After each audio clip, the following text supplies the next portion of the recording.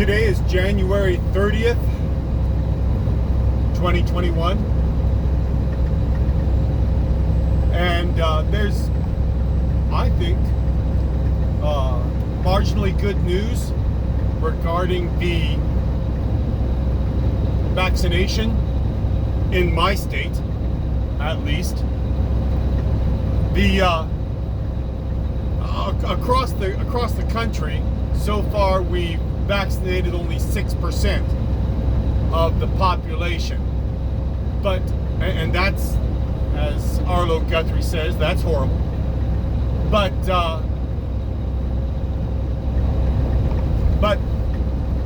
here's the important part. In my state, I live in a pretty large state, the hospitalization rate is going down. Now, that may just be because we're coming off with a holiday surge. But here's what my governor has decided to do. He's decided to be laser focused on stopping deaths from COVID-19. What needs to be taken into account is that half of the deaths in my state, well, 47% of the deaths in my state are residents of nursing homes and long-term care facilities.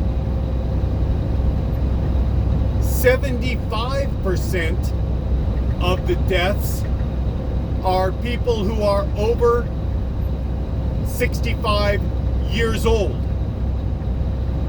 And over 95% of the deaths are people who are over 50. This disease specifically and far more commonly for mortality and morbidity. Morbidity is sickness, mortality is death. Affects people who are older. So my governor has been laser focused on getting vaccines into the arms first of people who are in long-term care facilities, and then going by age, people over 80, people over 75. Next week it's going to be people over 70. Of course, we don't have enough vaccines, but the vaccines we do have are being focused tightly on the most at-risk groups of people. There's only two groups that my state government has decided to offer that don't have anything, that aren't focused on age. First, healthcare workers. You've got to have the healthcare workers, other if they get sick and die off, then a lot more people are going to die then. And he's decided public school teachers now, as of this month, the coming up month of February, are going to be getting the vaccine. So, because of all the services, all the various services that are being denied to children as a result of them not being in schools. He wants to get all the schools back up and running by March 1st. Otherwise, he says, he gets tons of people. I so appreciate my governor's several times a week, well, multiple times a week, reviews of where things stand. He has many groups of people. Hey, we're morticians. We deal with these people's dead bodies. We need to be. Hey, we're police officers. We need to be. Hey, we're garbage collectors. We need to be. And he says every last one of those groups can make a compelling argument why they should be included as a group in an accelerated schedule of vaccination. And he's telling them all, no, we focused on what the science says, and that is, or what truth is. Anyway, what the facts are based on competent and unbiased authority. The deaths are concentrated in the elderly population. The older the people are and the more comorbidities they have, the more sicknesses they have otherwise, the faster the people die. We are going to stop deaths. And so what little vaccine we've received, and I don't know what other states are doing, but I hope they're as wise as our state. The state of Ohio, Governor DeWine, we are focusing in on the people who are most at risk. And I believe because of that, we should see hospitalizations go down, because it's not just a little bit concentrated on the eldest people. It is tremendously concentrated on the older people, and the eldest and the older, the more it is. So I've been encouraged by that. Hospitalizations are going down in my state, given, as I say, that almost 50% of the deaths are from people living in nursing homes and long-term care facilities. Get those people immunized, we should see a huge difference. Now, that does not make any difference for the people the likes of me and maybe the people the likes of you. We're not included in any of those. I'm not included in any of the current scheduled accelerated groups. So I don't know how long it's going to be before I get a vaccine. I'm hoping it'll be sometime in March. That'd be cool.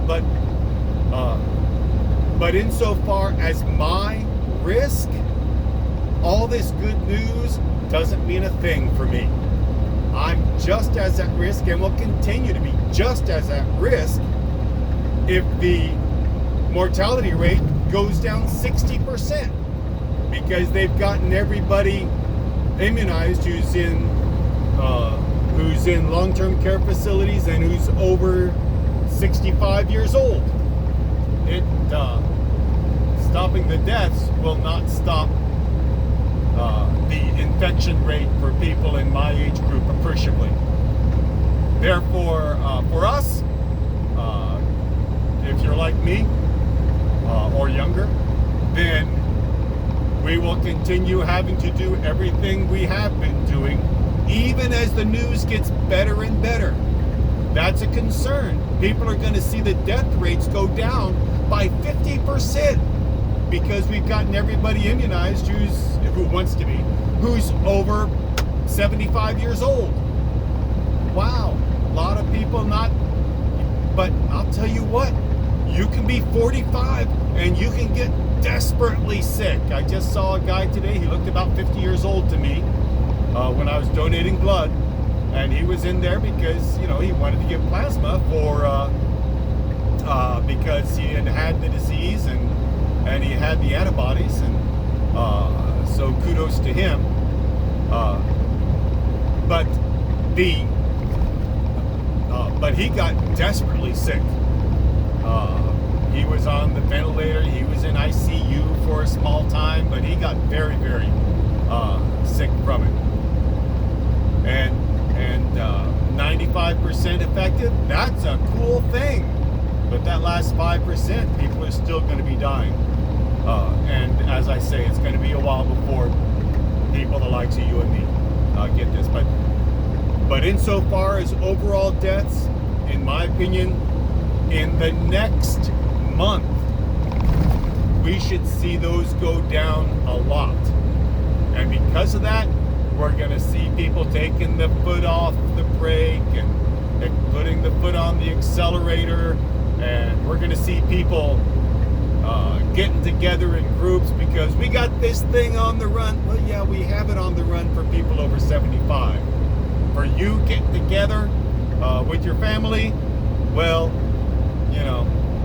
a lot of people are going to end up in the hospital because we're not able to immunize people nearly fast enough.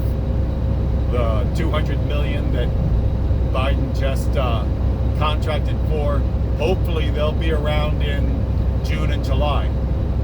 But who knows how how many more we'll get, and whether Johnson & Johnson will even be used. And Merck is out of the running now, and AstraZeneca, who knows if we'll get that approved for the United States, and who knows how soon we will. But I think we have marginally good news coming toward us in the next month.